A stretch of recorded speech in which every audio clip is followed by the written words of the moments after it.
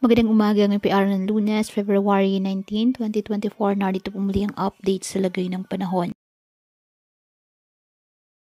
Ayon sa Pag-asa, easterlies o mainit na hangin na nagmumula sa dagat Pasipiko ang nakakaapekto sa eastern section ng ating bansa. Samantala, wala namang bagyo o low pressure area na minomonitor sa loob ng ating PAR na maaaring makaapekto sa lagay ng panahon. Wala ring gale warning na nakataas sa baybayin ng karagatan, kung kaya malaya pa rin makapamalaot ang ating mga kababayang mangingisda at may maliliit na sasakyang pandagat.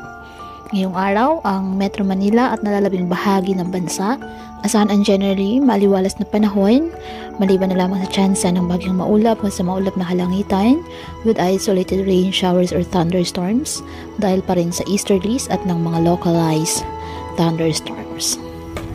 Kaya patuloy po natin na pag-iingat pa din ang ating mga kababayan sa pantapat po ng mga pagbaha at pagguho ng lupa at ugalin po na magdala palagi ng payong o kahit naman panangga sa ulan o di kaya na may sa init ng araw kapag lalabas ng ating mga tahanan.